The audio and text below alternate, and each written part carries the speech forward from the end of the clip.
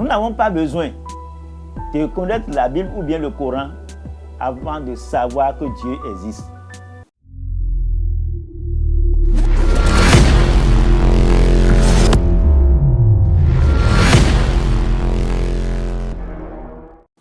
Bonsoir, chers frères et sœurs et bien-aimés dans le Seigneur. Nous rendons grâce à Dieu qui nous donne encore la faveur de nous retrouver à ses pieds. Ces moments, nous allons les passer.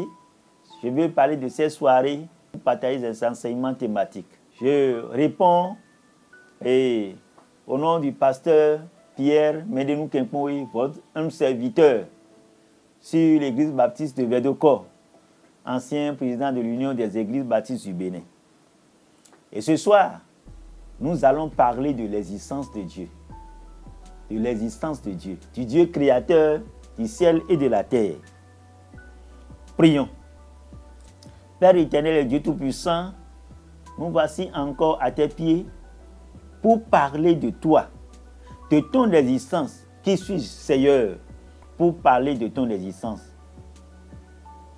Une simple créature, un simple serviteur. Père, je n'ai pas les mots, je n'ai pas les verbes, je n'ai pas l'expression qu'il faut pour parler de ton existence. Père éternel, c'est ton Esprit Saint même qui va convaincre tous ceux-là qui nous écoutent maintenant. C'est au nom de Jésus que nous avons prié. Amen.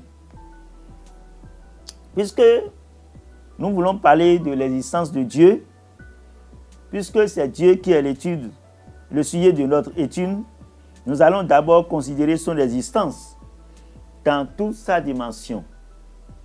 Mais le temps ne pourra pas nous suffire. Nous irons juste à l'essentiel.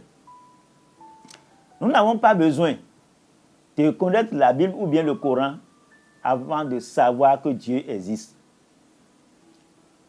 Nous n'avons pas besoin de connaître toute la parole de Dieu ou bien tout le Coran ou d'autres livres religieux avant de savoir que Dieu existe.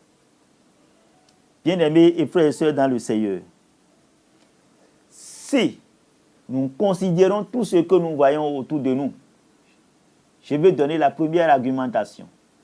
Si nous voyons la créature, si nous voyons tout ce que Dieu a créé, si nous voyons tout ce qui est autour de nous, et je vais donner un exemple.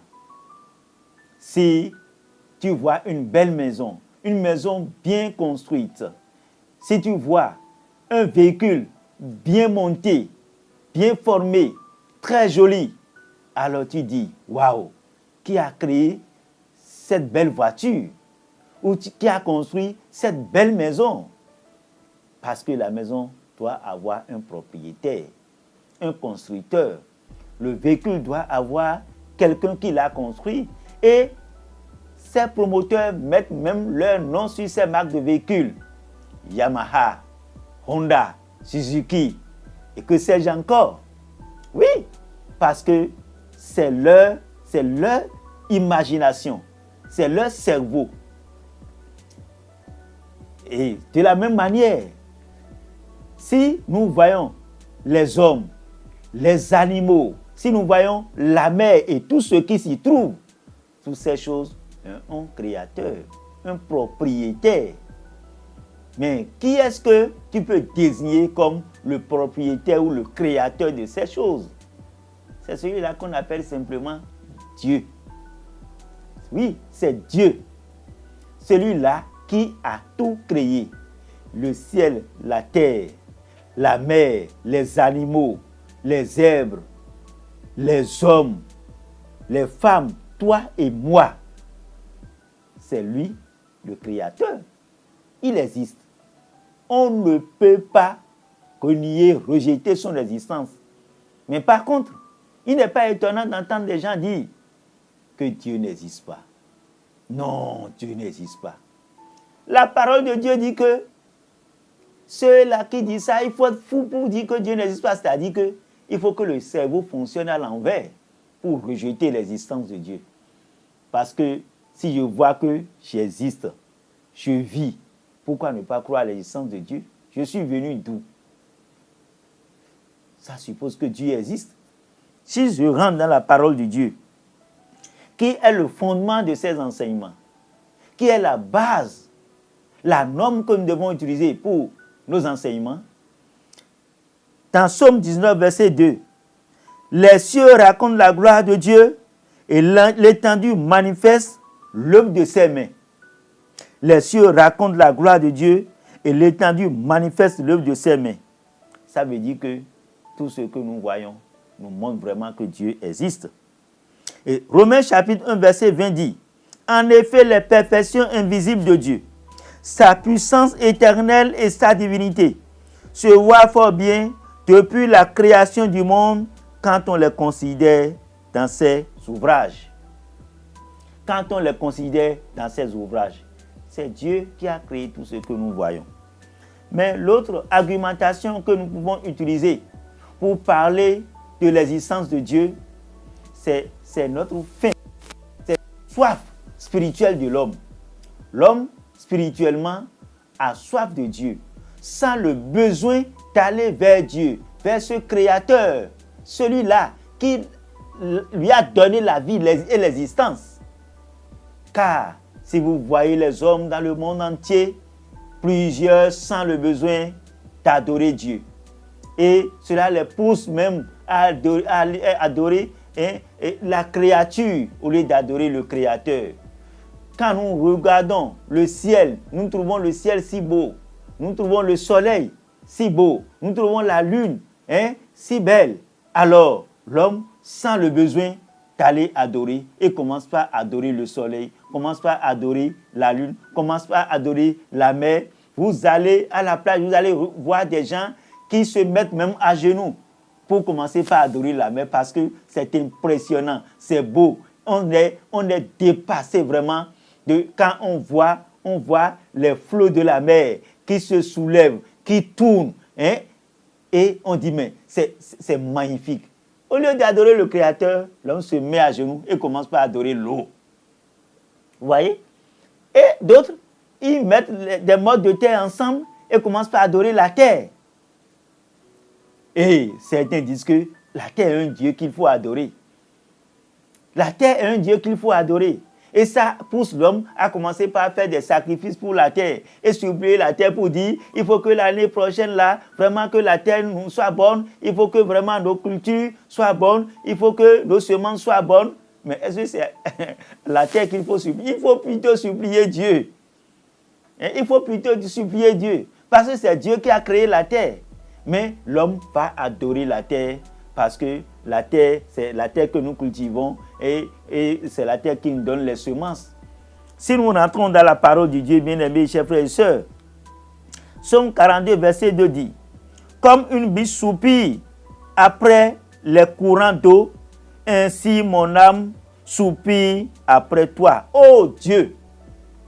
Parce que l'homme sent le besoin d'aller adorer Dieu. Et d'aller adorer Dieu, oui. Mais malheureusement, plusieurs dévient en allant adorer la créature au lieu d'aller adorer le Créateur. Cela montre que Dieu existe. Ces hommes, ces femmes qui rejettent, qui renient l'existence de Dieu, adorent le Créateur sans savoir qu'il existe. Il vaut mieux aller directement vers lui que de se mettre à adorer sa créature, ce qu'il a créé. L'autre chose qui montre à l'homme que Dieu existe, c'est la conscience du péché.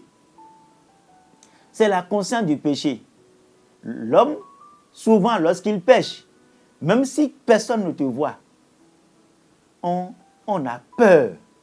Toutes les fois que tu as peur d'une situation qui trouble ton cœur et tu as conscience que tu as offensé quelqu'un que tu ne vois pas, c'est Dieu que tu as offensé.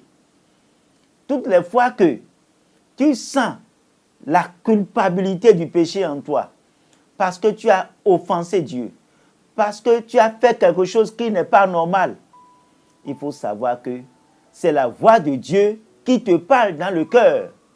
Dieu a écrit sa loi sur la table de nos cœurs, de façon que toute créature humaine doit reconnaître l'existence de Dieu. En réalité, c'est quoi? Dieu nous a créés et nous avons offensé Dieu. Mais Dieu, dans son plan du salut, a essayé d'amener l'homme progressivement vers lui. Et depuis le jardin d'Éden, que l'homme a offensé Dieu, Dieu a fait un plan pour amener l'homme à sa connaissance, à sa découverte. Voyez par exemple, dans la parole de Dieu, dans Romains au chapitre 2, verset 15, nous lisons, il montre que l'œuvre de la loi est écrite dans leur cœur. La loi de Dieu est écrite dans le cœur de chaque homme. C'est pour cela que si nous péchons contre Dieu, nous sommes troublés. Nous avons peur que nous serons jugés, soit par les hommes ou soit par Dieu. Mais c'est Dieu qui voit tout, partout, à tout moment. On dit qu'il voit la fourmi noire sur la pierre noire, dans la nuit noire.